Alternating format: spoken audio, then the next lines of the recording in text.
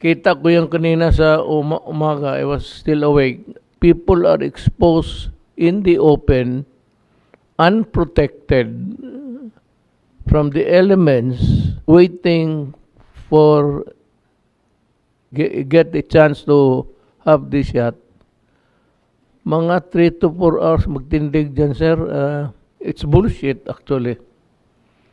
Kapag ganon ang ginagawa mo sa Pilipino.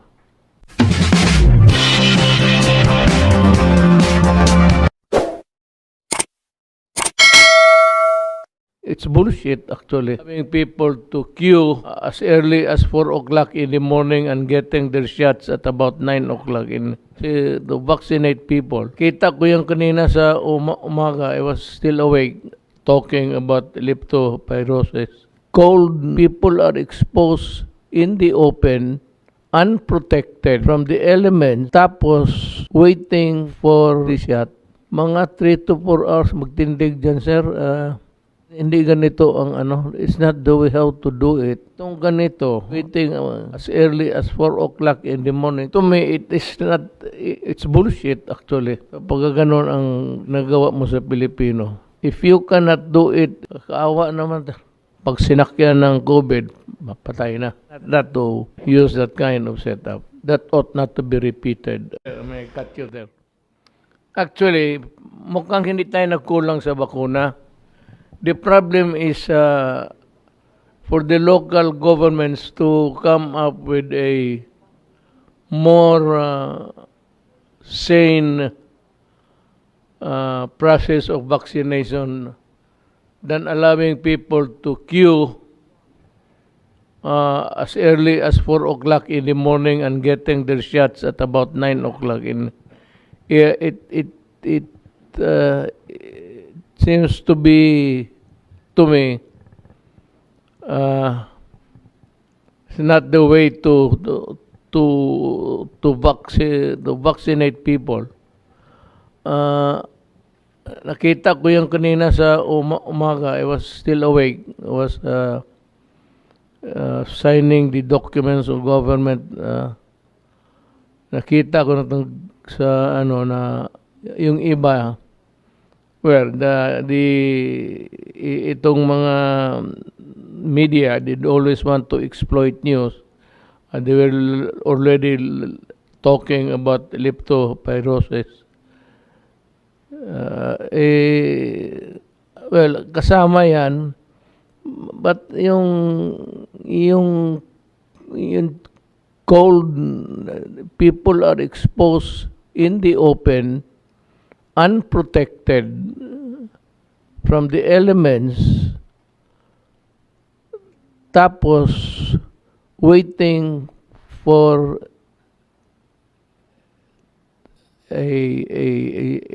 get a chance to have this shot. Mga 3 to 4 hours magtindig dyan, sir. Sabagay, baha kasi ngayon They could just have look for another auditorium there or somewhere to do it. Can I request the Secretary of Local Government to just enjoin them, maybe a directive to enjoin them to be more circumspect and not to, especially now that the southwest monsoon is passing the country. Na hindi ganito ang it's not the way how to do it. They have to be more proactive than just maybe setting a venue then without the mechanism of how to transfer it and at the same time informing the people of the new site. But itong ganito and waiting as early as 4 o'clock in the morning. Tignan mo yung para mang to me it is not it's bullshit, actually. Kapag ganon ang ginagawa mo sa Pilipino. If you cannot do it in a place where there is roof, to cover their heads and hindi sila mabasa, na not exposed to the elements. Umagang-umaga, naku, Diyos ko po.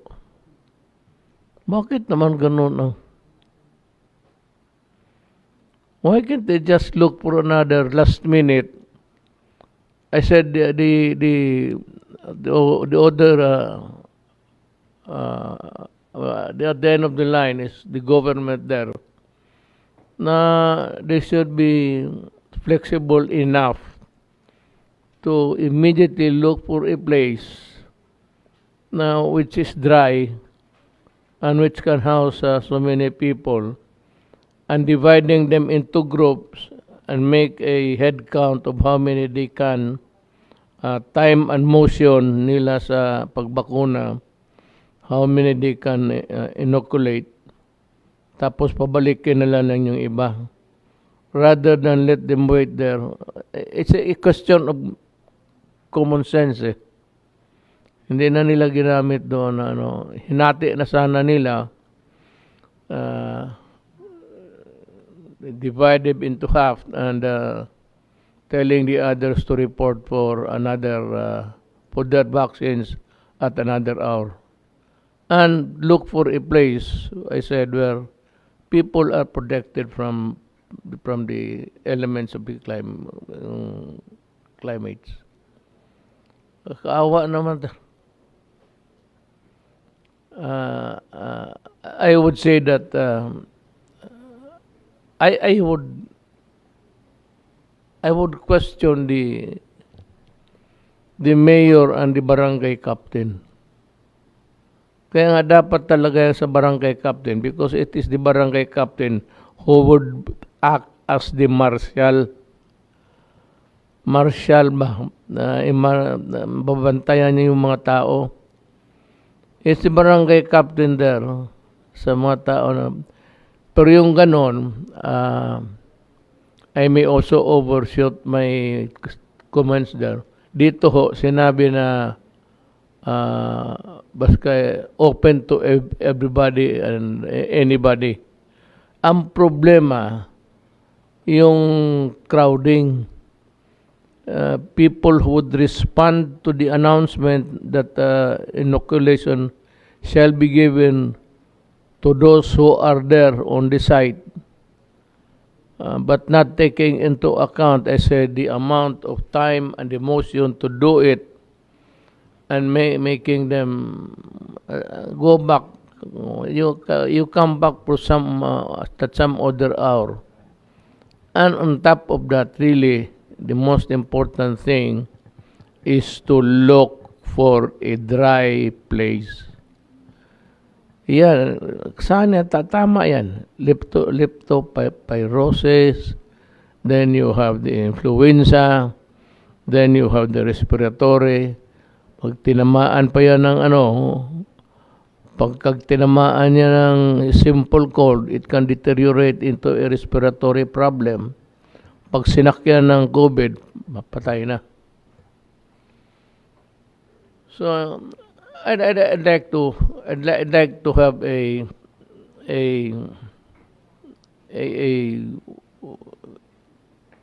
rule, sir, that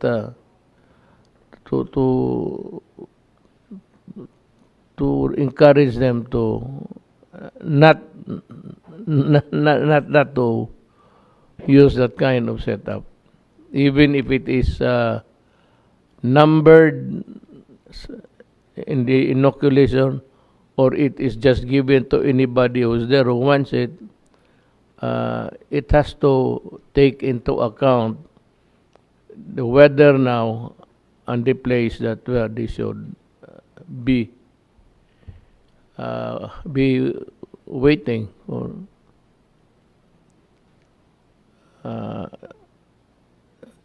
That ought not to be repeated, I suppose. Kawawa yung tao. Anybody else would want to? Del, you have something?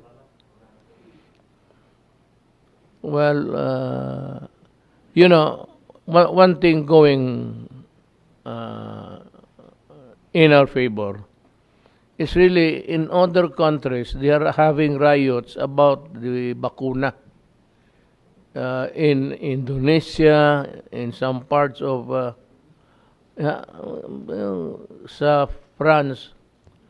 But mabuti ito, we are better off because our citizens are really law-abiding citizens, and you can tell by the response of the people. We have yet to see a raucous there somewhere regarding the vaccination process. Wala tayong mga, yun, nagra-riot yung iba eh. Dito, wala naghintay. Yun, nakakaawa yung the picture that you saw. That ought not to be repeated. I would task the Secretary of Local Government to, I don't know how he would do it, but find a solution to the problem. So, my papasalamat, utang na loob ko sa inyo na tinutulungan ninyo kami, lalo na yung mga experts, the doctors, our scientists, and the people who have, because we do not have enough time to. Maraming salamat po sa inyo, and I hope that we can call upon you to this kind of, I know that it can be tiring, not boring. But I said there are some other entities of government who should be made aware of so that they can make the preparations if things get really worse. Alam mo, you can set the date. You can propose, but it is God who disposes. So let us pray that the weather, the political weather, and the weather of climate change will be kind to us. Thank you very much.